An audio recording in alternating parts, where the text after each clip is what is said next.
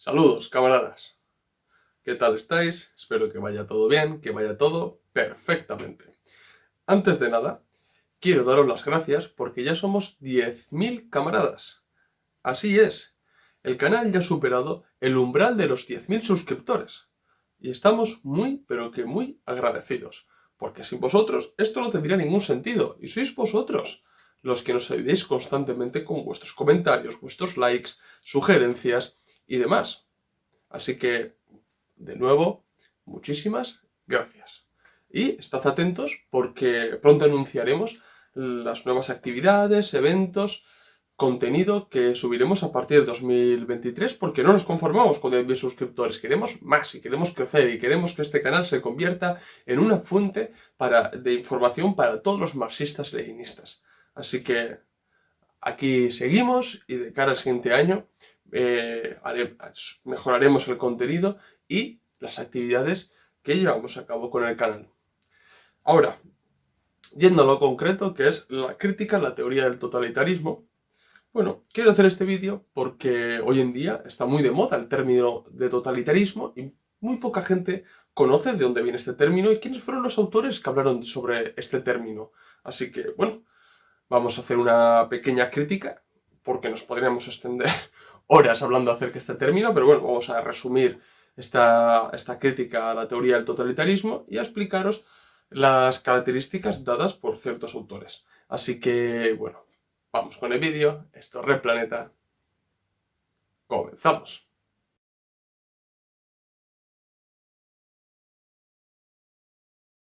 El término totalitarismo cogió importancia después del desmantelamiento de la Unión Soviética, pero este término no es un término moderno, no es un término de hace 2 décadas, no. Este término es bastante más antiguo y tiene sus raíces entre los años 20 y 30 y se le dio un carácter científico a principios de los años 50, concretamente con Hannah Arendt, en su libro Los orígenes del totalitarismo.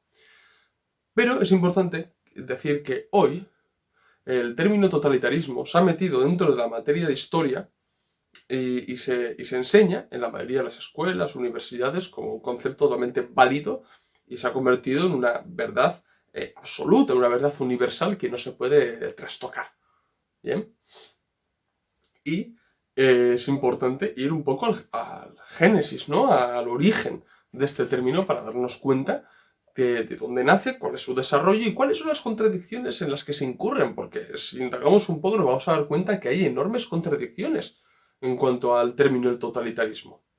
Bien, entonces, el primer autor, izquierdista, que describió la Unión Soviética como un estado totalitario fue Trotsky.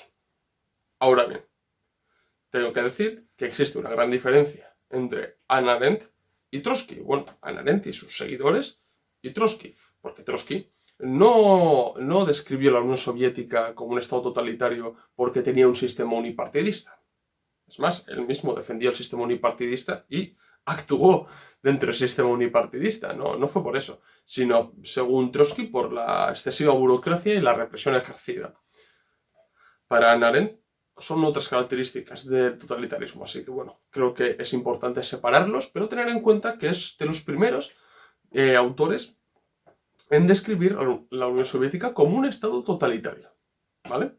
Pero ahora vamos a la autora más importante y la que definió científicamente el totalitarismo, que fue Hannah Arendt en su libro Los orígenes del totalitarismo.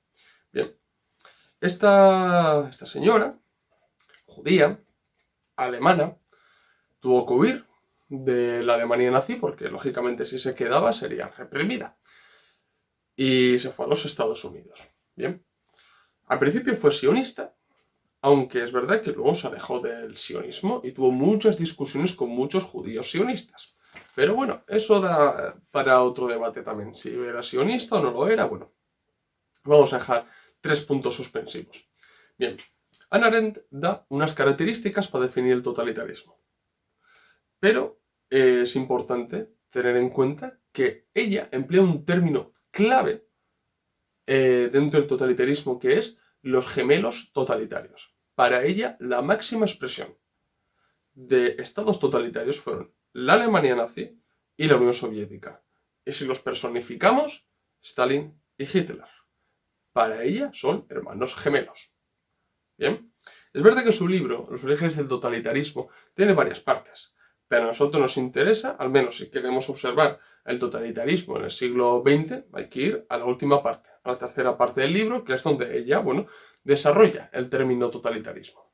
Bien, pero incurre en un error muy grave, Hannah Arendt, porque intenta asociar una y otra vez, o mejor dicho, igualar la Unión Soviética con la Alemania nazi, es decir, dos fenómenos antagónicos los intenta asociar, igualar, imprimir características de un estado a otro estado cuando son enemigos, cuando son estados antagónicos, con sistemas políticos distintos y con intereses distintos. De intentar llevar a cabo esa misión, pues es muy difícil no incurrir en contradicciones. Es muy, muy difícil. Y además, se ve con las fuentes.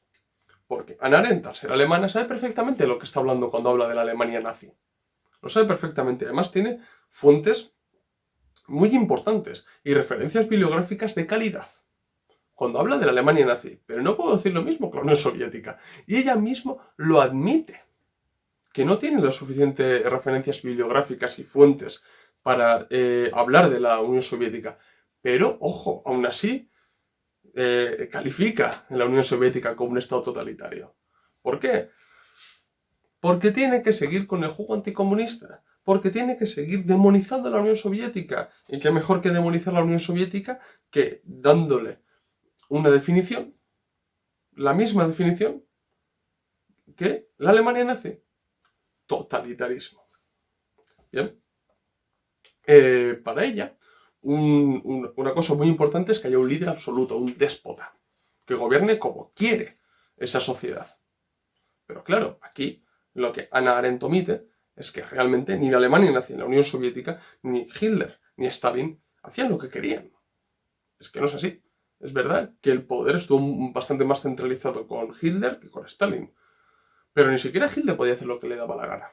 Y esto se vio clarísimo, por ejemplo, en la guerra. Pero no podía hacer lo que le daba la gana.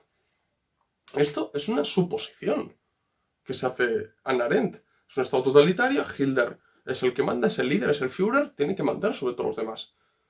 Y mandaba sobre todos los demás, pero no hacía lo que quería. Eso es muy importante.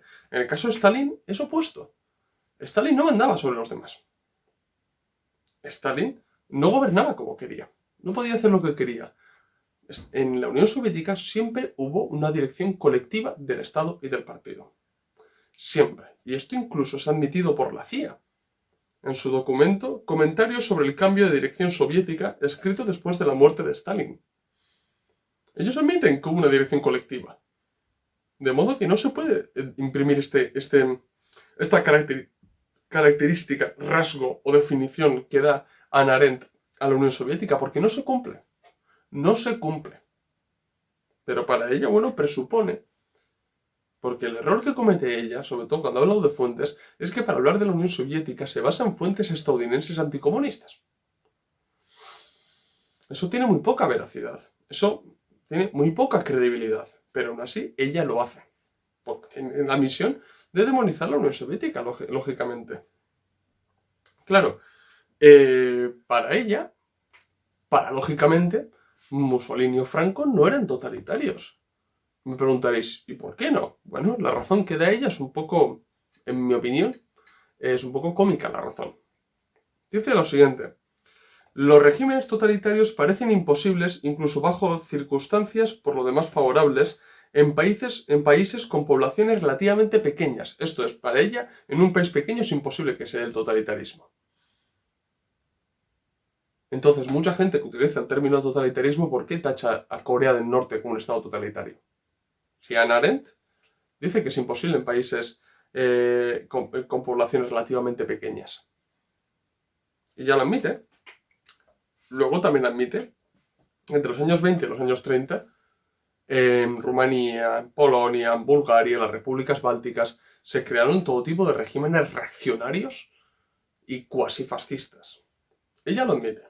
Pero tampoco los considera estados totalitarios. Ahora bien, ¿qué pasa después de la Segunda Guerra Mundial? Después de la Segunda Guerra Mundial se convierten en repúblicas populares. Adoptan la democracia popular. ¿Qué opina Arendt? Que estos estados, cuando adoptan la democracia popular, sí son totalitarios.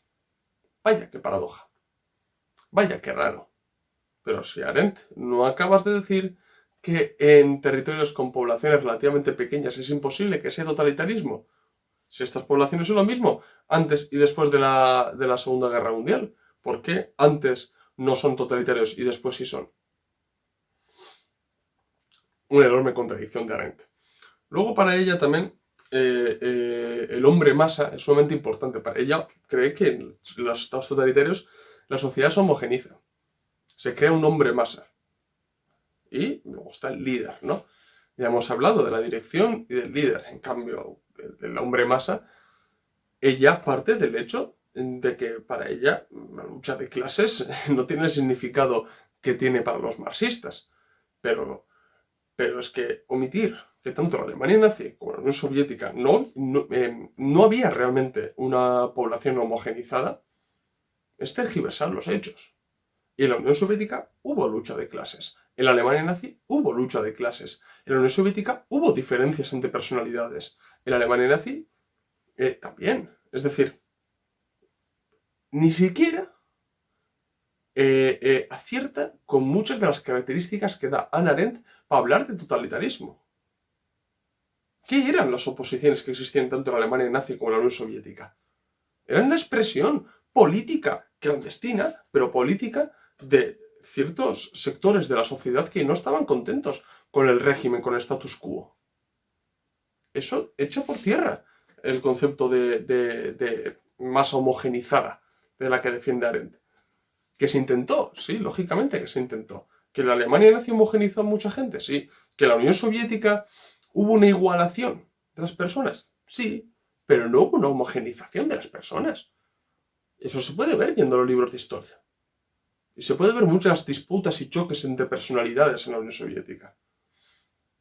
Claro, lógicamente, ella luego se basa en la noche de los cuchillos largos o en los procesos de Moscú para justificar, no ves que vienen a todos igualados, sin oposición y demás. Pero es que existía esa oposición, tanto en la Alemania nazi como en la Unión Soviética. Entonces vemos que esta característica tampoco se puede dar 100% por buena. Otra de las cuestiones de las que habla Hannah Arendt es el uso del Estado. Y aquí incurre una contradicción bastante grave, que hay que decirlo. Primero, ella admite que tanto los nazis como los bolcheviques usan el Estado, cada uno para su propio fin. Los nazis para conseguir su Estado racial y los bolcheviques para llevar a cabo la lucha de clases. Ahora con la clase trabajadora supuestamente en el poder.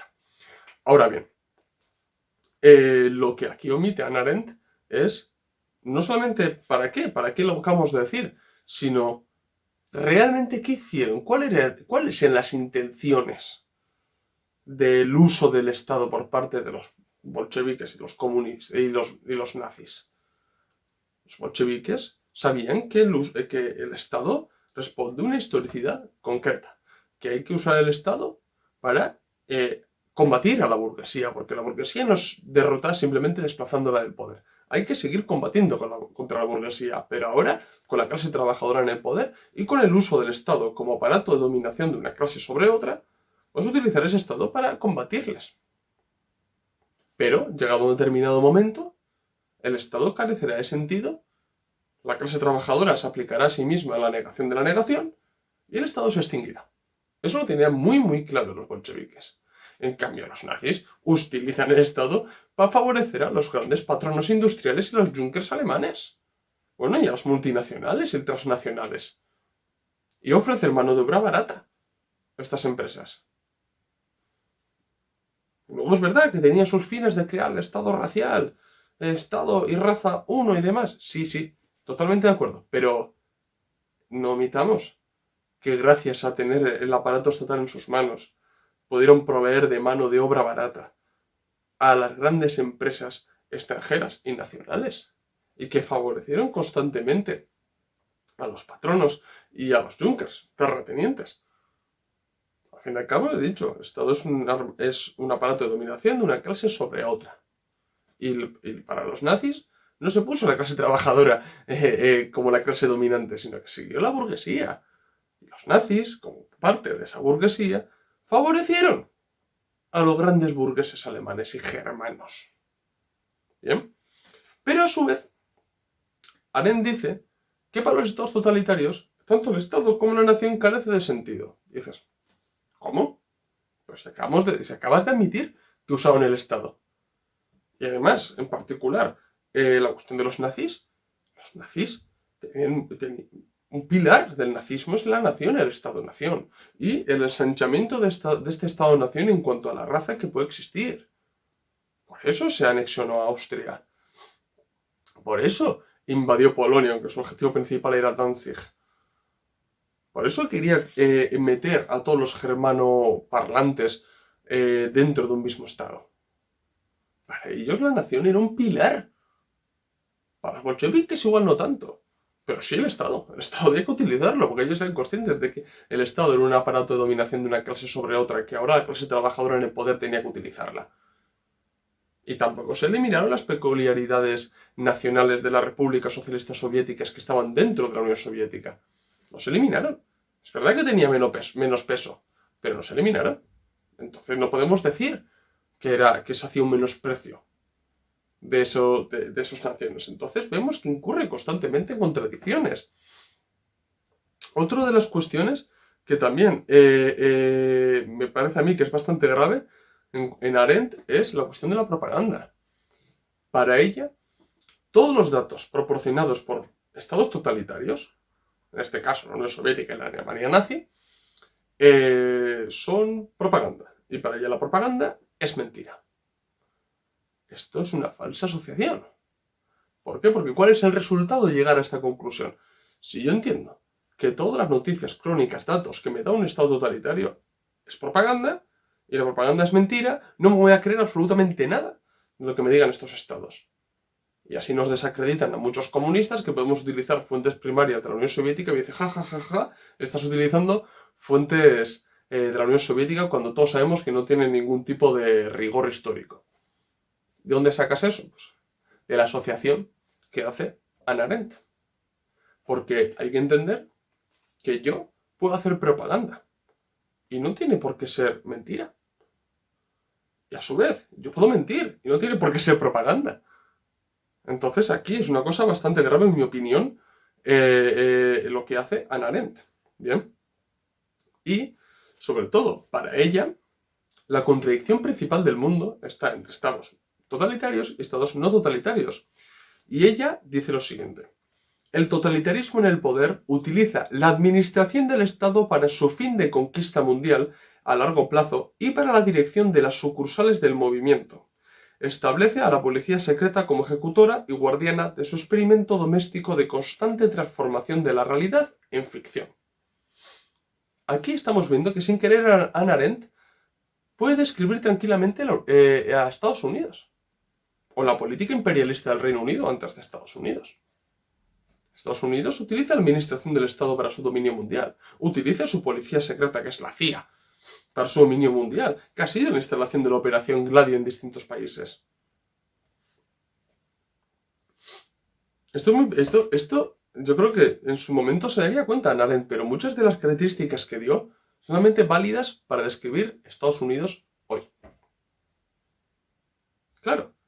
Y para ella, lógicamente, si hacemos que la contradicción principal es mundo totalitario, mundo no totalitario, hay que entender una cosa, que los totalitarios eran los hermanos gemelos totalitarios, ¿no? La Unión Soviética y la Alemania nazi. La Alemania nazi cae después de la Segunda Guerra Mundial.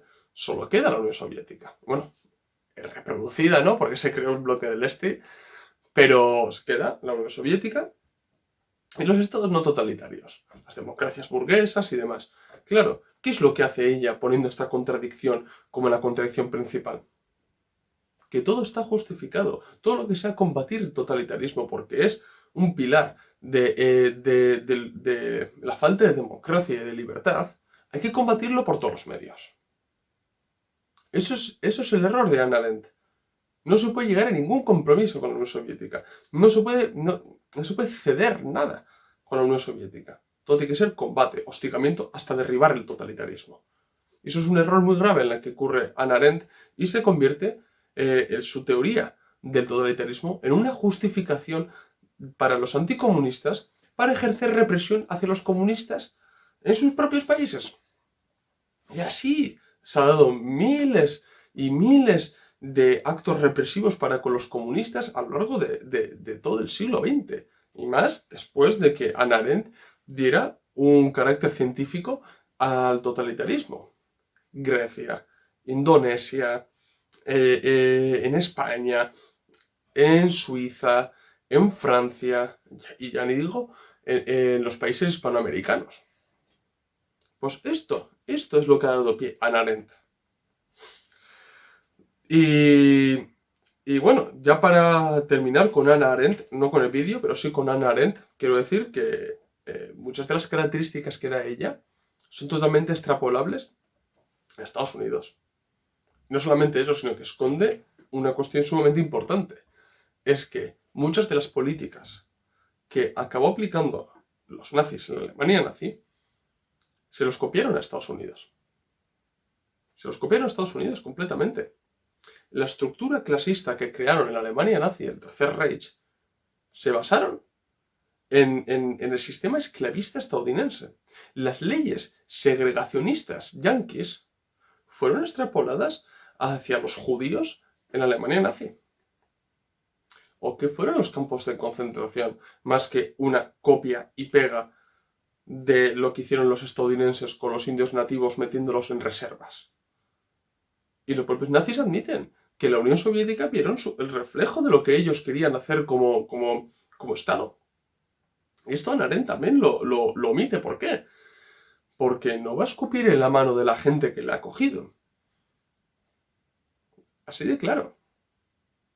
Va a atacar a los comunistas, pero tiene que esconder la asociación y la igualación que pueda haber entre Estados Unidos y la Alemania nazi, lógicamente.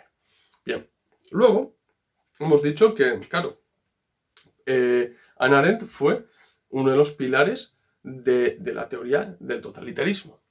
Y, sobre todo, incurre en varias contradicciones que he hablado, pero hay que tener en cuenta que para ella solo existe un modelo dentro del capitalismo, que es la democracia burguesa, parlamentarismo. Y no dice que dentro del capitalismo puede haber regímenes fascistas. Esto es, la democracia burguesa no es universal. Puede haber distintas formas de democracia. Puede existir la democracia proletaria, la democracia soviética, así como existió la democracia ateniense. Y en el capitalismo se pueden dar también distintas formas de modelos estatales o de modelos políticos. Se pueden dar regímenes fascistas y se pueden dar regímenes democrático-burgueses. Pero claro, al creer que es una meta insuperable, que es algo eterno, pues se acaba desarrollando la teoría del totalitarismo. Bien, dejamos de lado por un momento a Hannah Arendt y vamos con el siguiente, George Orwell. Bueno, ya hago un spoiler. La siguiente semana tendréis el vídeo disponible de Desenmascarando a George Orwell. George Orwell se convirtió en el autor, en el escritor supuestamente izquierdista más antitotalitario del siglo pasado. ¿Bien? Sus dos novelas, Rebelión en la Granja y 1984, son claros ejemplos de antitotalitarismo. Y pues si a alguno todavía le cabe alguna duda, estos dos libros intentan demonizar y criticar la Unión Soviética. Bien, no habla de 1984, no habla de la Alemania nazi, no habla del capitalismo hoy, en un futuro distópico, no. Está hablando de la URSS de Stalin. Así como Rebelión en la Granja también habla de lo que se hizo Stalin, supuestamente traicionando la revolución y demás y demás. Bien, si bien Hannah Arendt le da un carácter científico al totalitarismo, a la definición de la teoría totalitarista, George Orwell le da esa pintura, ese barniz, ese ropaje fantástico a la teoría del totalitarismo. Porque ya no solamente existe una ciencia que pueda entrar dentro de la historiografía oficial. Es decir, ya no solamente la teoría del totalitarismo es algo para académicos, para historiadores, para antropólogos, para sociólogos. No, no, no, no. Ya el totalitarismo puede ser asequible a las masas a través de las novelas de George Orwell. Y la gente puede imaginarse una sociedad totalitaria leyendo 1984. Pero la URSS no era 1984. A George Orwell le ocurre lo mismo que le pasa a Hannah Arendt. George Orwell se basa en los escritos trotskistas acerca de la Unión Soviética para imaginarse una Unión Soviética como, bueno, la caricaturiza, y lo que hace realmente es presentar una Unión Soviética, pues eso, donde la ciudadanía pierde su personalidad, donde la ciudadanía hace lo que quiere el gran hermano, que es Stalin, y ya está. Pero es que es erróneo. Y a su vez, todo lo que George Orwell sabe sobre la Unión Soviética, aparte de ser de estudiar de los círculos trotskistas, se basa en todas las crónicas y noticias que daba la prensa británica o estadounidense sumamente anticomunista. Pero ¿cómo se puede tomar en serio a este señor? Bueno, y os recomiendo que veáis el vídeo que subiré la siguiente semana para que veáis el personaje que era George Orwell. Y sobre todo la persona que se encontraba detrás del autor humanista, radical, izquierdista que era George Orwell, porque tiene tela. Y ya para terminar con la última persona, quiero hablar de la doctrina Kirkpatrick. ¿Bien? De esto ya os hablé en el vídeo acerca de las doctrinas imperialistas de Estados Unidos, pero vamos a refrescar un poco la memoria. Kirkpatrick lo que hizo fue definir, bueno, mejor dicho, diferenciar los estados autoritarios y los estados totalitarios. ¿Bien? Para ella, los estados autoritarios eran países no estables que solían estar alineados con Occidente y que se basaban en castigar conductas que no eran favorables para el régimen. ¿Bien?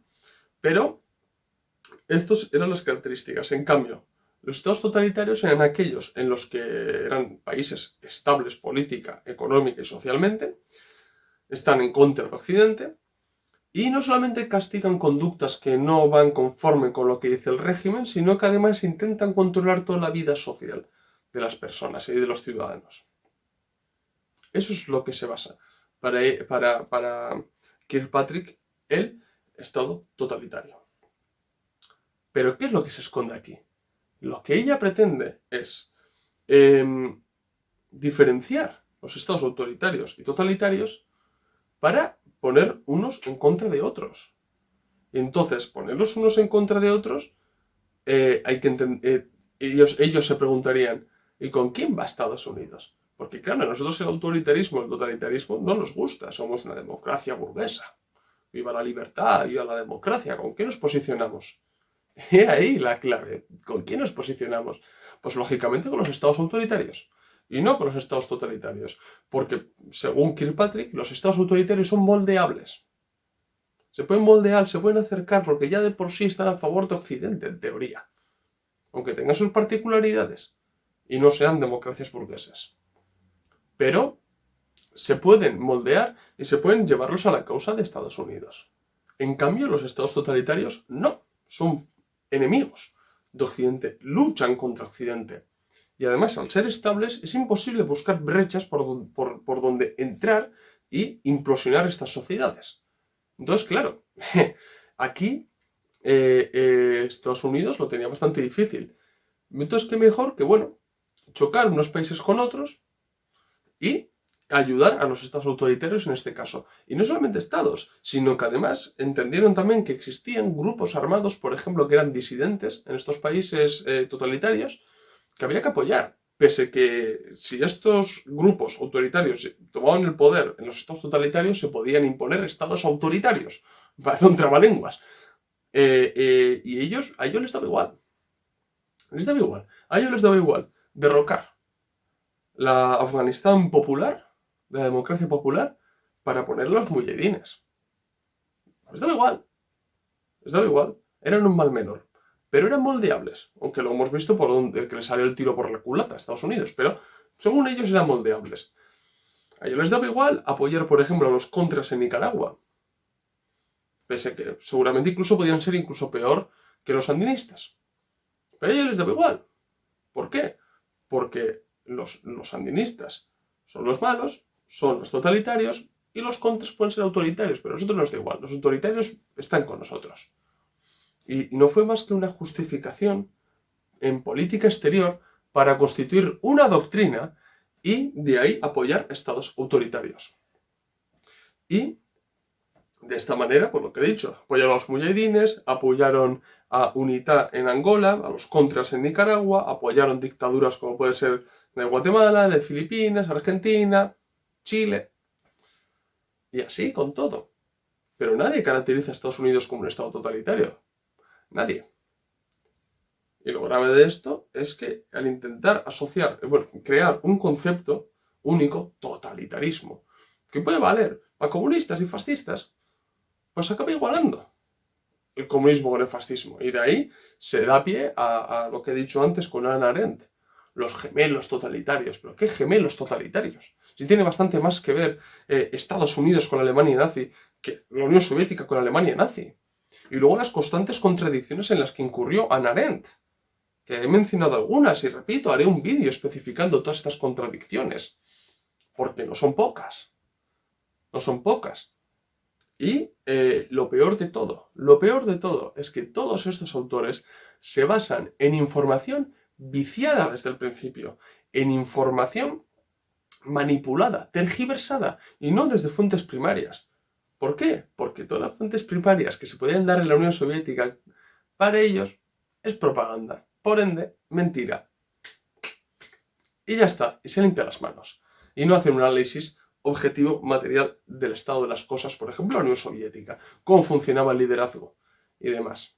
Y prefieren pues utilizar el totalitarismo, pese a aceptar incluso a Hannah Arendt que no tenía fuentes fiables para hablar de la Unión Soviética. De modo que vemos lo cojo que queda todo esto.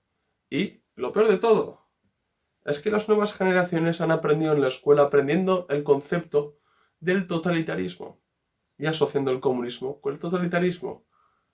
¿Para qué? Para impedir un futuro revolucionario.